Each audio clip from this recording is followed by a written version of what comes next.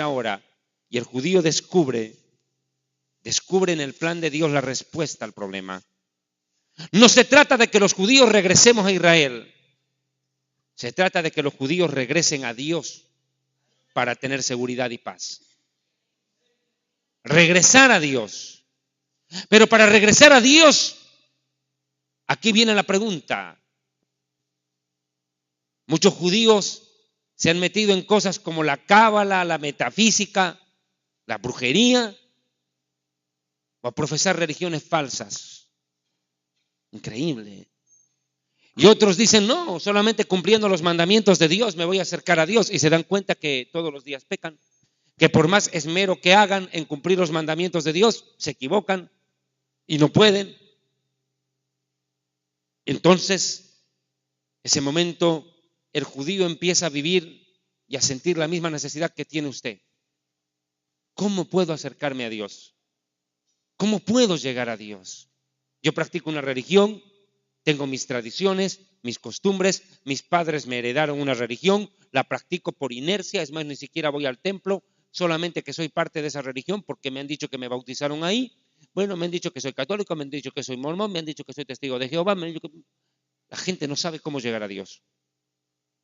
Pero una vez más, la solución para judíos y gentiles se planta delante de nuestros ojos en un símbolo, en la cruz. En ese altar levantado entre la tierra y el cielo, donde el Hijo de Dios, el único Hijo que tuvo Dios, el único que tiene, Él vino a morir para salvar no solo a los judíos, sino también a ustedes.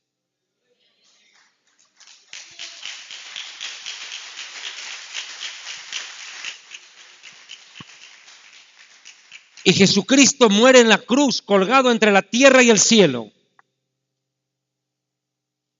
Él, como hombre, tuvo sed al momento de morir.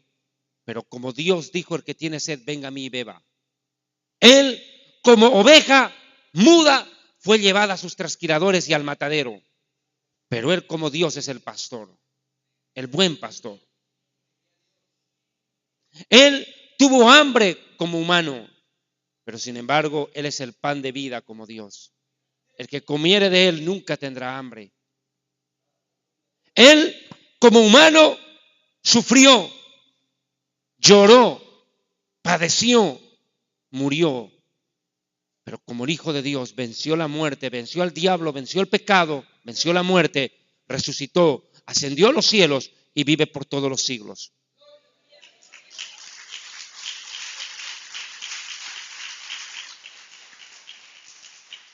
Y Jesucristo se presenta como la solución de gentiles y de cristianos, de gentiles y de judíos, perdón. Yeshua, como lo llamamos nosotros en hebreo, Yeshua, que significa salvación. Su nombre, su propio nombre es claro, salvación. Seguridad significa, seguridad, salvación. Jesús, Yeshua, es, sin duda alguna, la esperanza de judíos y gentiles. Y como les dije hace un momento, los judíos empiezan a convertirse en masa, aceptando que Yeshua es el Mesías. Y hoy en día estamos viendo ministerios sanos a cargo de judíos que están enriqueciendo la misma iglesia con un mensaje profundo de enseñanza, en la alabanza, en la predicación, en la enseñanza. Como quiera, la misma iglesia está siendo beneficiada de un tiempo a esta parte, ¿verdad? Con la aparición, el emerger de judíos que creen en Yeshua, en Jesús, lo profesan abiertamente y están enseñándole aún a la misma iglesia. Pero esto tú me podrás decir, bueno, hermano, ¿y usted a qué quiere llegar con esta enseñanza? A que esto abre el paso al surgimiento de los 144,000 judíos, de la aparición de los dos testigos, y por ende le estoy hablando de lo que va a venir en breve, que es la tribulación y la gran tribulación, de lo cual voy a hablar ahora. La Biblia predice que el surgimiento del pueblo de Israel como nación en 1948, que se cumplió, lo repito una vez más, hace 68 años, sería la puerta que abriría el ingreso al final de los tiempos. Iglesias con doctrinas erradas, como los testigos de Jehová, hablemos claro, sectas como ellos, dieron varias veces la fecha de la venida de Jesús y siempre se equivocaron. Y no solo fueron ellos, los adventistas del séptimo día, conocidos como sabatistas, Jim Jones, David Koresh y otros líderes religiosos, Harold Camping últimamente, que ya falleció hace pocas semanas, y otros predicadores también cometieron ese terrible error de decir, hermanos, Dios me ha dicho cuándo va a venir Cristo, y sacaron una fecha que nunca se cumplió. Pero esto, quiere que le diga honestamente, estaba condenado al fracaso. Porque todas aquellas sectas que predijeron, entre comillas, el regreso de Cristo para una fecha determinada, antes que los judíos regresen a Israel, estaban condenados al fracaso. Porque si había condición bíblica obligatoria, escuche, si había una condición bíblica obligatoria que demuestre que Jesús está para venir, es que los judíos regresen a Israel. Sin que los judíos regresen a Israel, es imposible que Cristo venga por la iglesia. Es imposible. Primero tenía el Señor que juntar a los judíos en Israel para luego juntar a la iglesia en el cielo. Escúcheme bien lo que le estoy diciendo. Era condición indispensable que Dios primero juntara a los judíos en Israel, y ahorita ya hay 10 millones de judíos en Israel, para luego juntar a la iglesia en el cielo para las bodas del Cordero. Israel es el pueblo escogido, les guste o no la gente. Les guste o no, eso Dios no lo discute. Usted puede discutirle, no gustarle, molestarle, es problema suyo, a Dios eso ni le importa. Es voluntad de Dios y se acabó. El pueblo escogido es Israel y el pueblo redimido es la iglesia. Y la iglesia comprada a precio de sangre, ¿verdad? Es el pueblo que Dios ha levantado entre todas las naciones. Y cuando yo estoy hablando de una iglesia, no estoy describiendo a una pared, techos, ventanas, no estoy hablando tampoco de un grupo religioso profesante bajo un cierto título o denominación. Iglesia es toda aquella persona que es parte del pueblo de Dios nacido de nuevo. La palabra iglesia, esta palabra iglesia viene del griego eclesia o eclesía, que significa asamblea de los que sirven desde adentro afuera.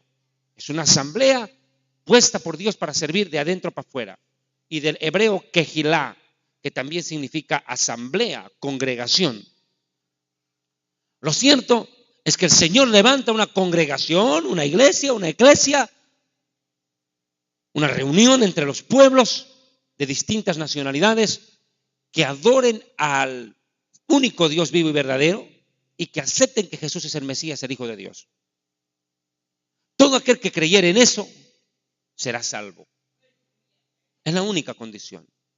Pero esta iglesia, y aquí me voy a entrar al paralelismo del tiempo en la historia, la iglesia no surge en Roma como quieren hacerlo creer nuestros amigos católicos apostólicos romanos. La iglesia no surge en el Vaticano. La iglesia tampoco surge en la Reforma con Martín Lutero, John Hus, Zwingli o Calvino.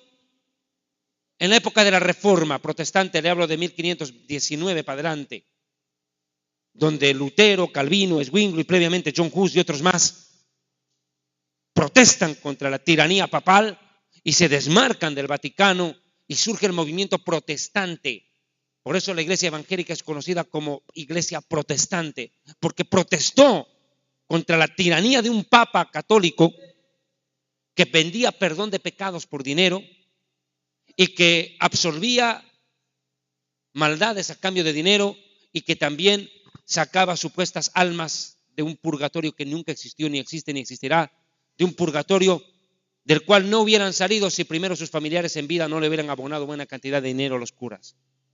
Así, ante esa tiranía papal, ante ese negociado descarado de la fe, sacerdotes católicos como Lutero se levantan y protestan. Y luego son excomulgados y echados de la Iglesia Católica. Y surge el movimiento protestante. Pero tampoco la Iglesia surge ahí. La Iglesia no nace en Roma, ni nace en Alemania. La Iglesia nace en Jerusalén.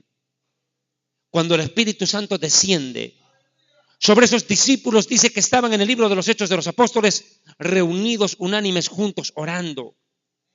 Y María dice que estaba con ellos, orando. No dice que oraban a María, sino que todos con María oraban. No dice que los apóstoles le oraban a María, dice que aún María estaba con los apóstoles orando. No es que ella era el objeto de la oración. Nadie le oraba a ella.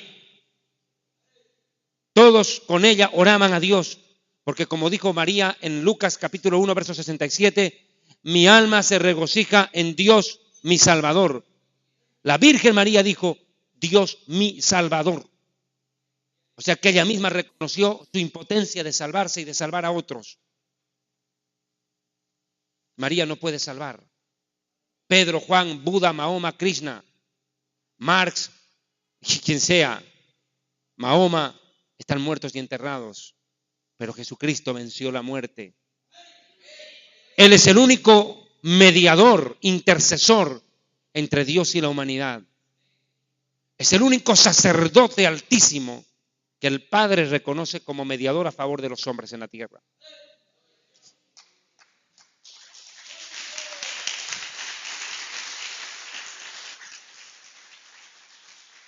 Entonces ocurre que la iglesia surge en Jerusalén mientras el pueblo judío es dispersado. Los judíos son echados de Israel en el año 70 después de Cristo. Comienza el exilio del pueblo judío, la dispersión hasta 1948. Pero también en ese momento los primeros judíos no escapan a la persecución. Los judíos de la iglesia, los primeros cristianos de la iglesia fueron esencialmente judíos. Pablo era judío, Pedro fue judío, todos los apóstoles fueron judíos, prácticamente todos fueron judíos. Y claro, los primeros discípulos de la iglesia, la gran mayoría de los congregantes eran judíos que habían aceptado a Jesús como Mesías. Y esto permitió que la iglesia salga y evangelice en el mundo.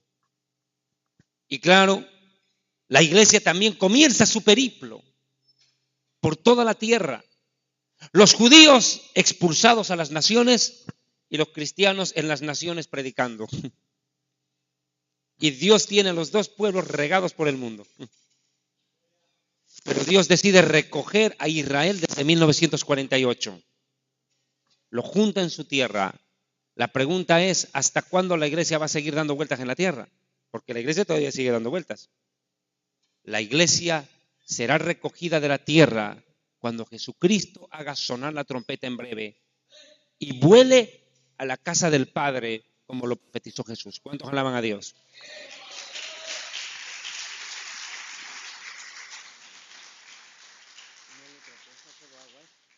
Solo agua tiene, que yo agua no le hago. Sé cualquier gaseoso, lo que sea, pero agua no. Escúchame. Entonces, quiero que me entienda esto. La iglesia vivirá un momento glorioso de aquí en breve. Algo de lo cual, tristemente, en muchas iglesias no predican. El arrebatamiento.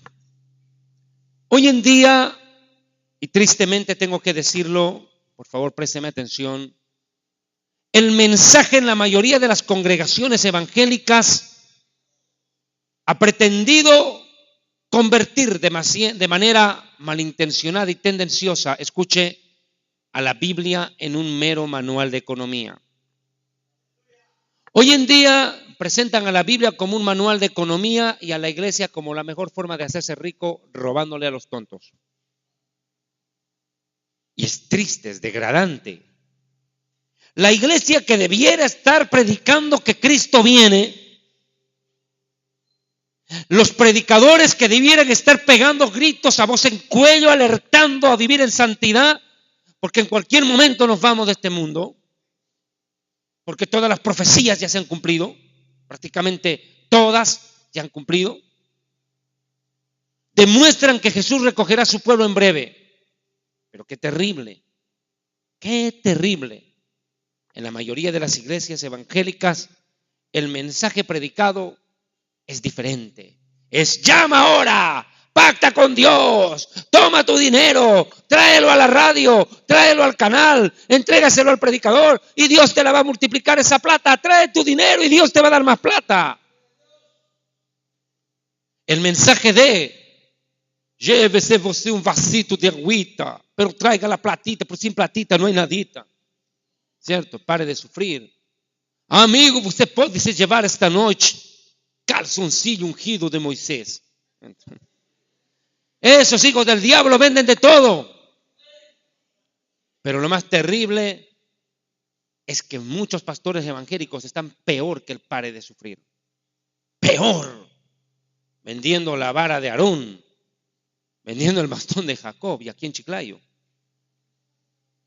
Predicadores que utilizan sus medios de comunicación, sus radios, sus canales, lo que Dios les dio como herramienta para llegar al mundo con el evangelio, lo utilizan como herramienta para saquear al mundo y saquear al mismo pueblo de Dios. Y no quieren ser denunciados, no quieren ser desenmascarados. Pero hoy en día vivimos también un tiempo de falsos profetas. Yo no soy perfecto. Usted no es perfecto. Si fuera por nuestra perfección, aquí nadie debería estar sentado, ni siquiera en pie. Deberíamos estar en el infierno, sin excepción. Todos sin excepción. Pero no obstante a nuestros defectos, a nuestras debilidades y errores que como humanos cometemos, porque no hay justo que nunca peque, hasta el más justo peca. No obstante a eso, Dios nos usa a pesar de lo que somos. No por lo que somos, sino a pesar de lo que somos. Para denunciar el pecado de un pueblo y de líderes religiosos en medio del mismo pueblo evangélico que se han puesto a no otra tarea que asaltar al pueblo evangélico. En nombre de Dios. Jesús lo anunció. Esto es el cumplimiento de la profecía bíblica. No nos puede tampoco sorprender. La profecía bíblica marca que en este tiempo se levantarían falsos profetas, falsos apóstoles, falsos cristos, comerciantes de la fe, que harán, ya lo han hecho, de la casa de oración una cueva de choros. Una cueva de choros de la peor estirpe.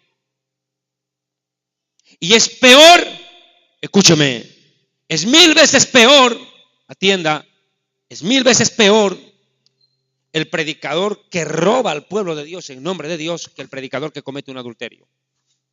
Es 1000 veces peor. Y usted va a decir, hermano, ¿qué es lo que está diciendo? O sea, que Dios, hay ciertos pecaditos y otros pecadores. ¿Cómo es eso? La Biblia dice que hay pecados de muerte y no de muerte. Hay pecados morales que Dios levanta, perdona y restaura. La Biblia dice en el libro de Gálatas que si algún hermano o ministro es sorprendido en alguna falta, por ejemplo un adulterio, dice los espirituales, los hermanos maduros en la fe, tienen que levantarlo, restaurarlo y ayudarlo, no sea que ellos también caigan en algo peor. Porque muchos escupen en alto y dicen, yo no haría eso, y pum, les cayó en la cara. Pero escúcheme bien lo que le estoy diciendo. Gracias, hombre, muy amable.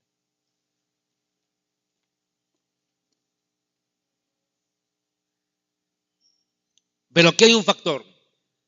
Aquí no estamos hablando de predicadores que cometen un desliz moral que a cualquiera le puede pasar, porque predicador o no, predicadora o no, hombre es hombre, mujer es mujer. Aquí no nos hagamos los tontos. Mientras estemos en este cuerpo de carne y hueso, el diablo nos puede pegar una buena revolcada. Y el que no cae, cuidado, mijito, que resbala. Esa es una gran realidad. El diablo no dejó de tentar y el hombre no dejó de cometer errores. Es la realidad. Pero aquí no estoy hablando de predicadores que pueden cometer un error al cual hay que ayudarlo a levantarse. Estoy hablando de predicadores que no cometen un error. Viven en el error. Viven. No piensan arrepentirse y encima lo propagan. Y lo peor, ¿sabe cuál es su error?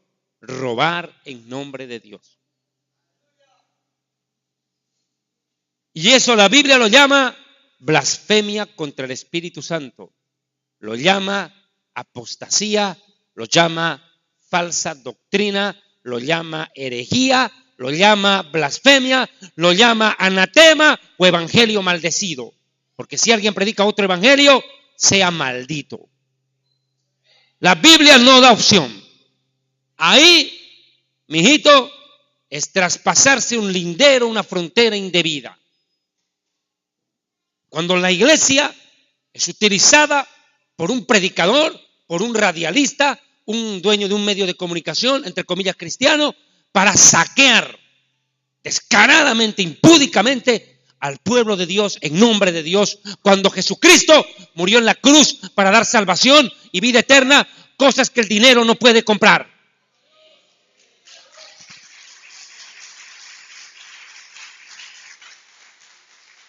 Las cosas que Dios da, el dinero no las compra. Y por último, ¿cómo pretendes tú comprar a Dios, corromper a Dios con oro y con plata cuando Dios es el dueño del oro y la plata? ¿Cómo vas a corromper a Dios con algo que le pertenece a Él mismo? Y hoy en día también esta es una realidad. Es una cruel realidad. Hoy día acá en Chiclayo, en horas de la mañana, una radioemisora secular me hizo una entrevista. Y el radialista inconverso me dijo, ¿qué Dios? ¿De qué Dios hablan? Si Dios no existe. ¿Y Jesucristo? ¿Qué Jesucristo? Jesucristo es una fábula, me dijo. Y yo le dije, un momento, le dije, si Jesucristo es una fábula, puedes estar tranquilo. Pero si Jesucristo es verdad, estás en serios problemas. Y me dijo, pero los pastores son unos ladrones, son unos vividores. Los pastores esto, los pastores aquello, los pastores. Y no lo está diciendo un cristiano. Lo está diciendo un inconverso. Tal vez un ateo, un resentido contra Dios o quien quiera que sea, a mí no me importa eso. Pero está diciendo una verdad a medias. Porque nadie va a negar que la mayoría de los pastores se han vuelto ladrones. Y cuando digo esta verdad, lo digo fundamentado en un principio muy básico.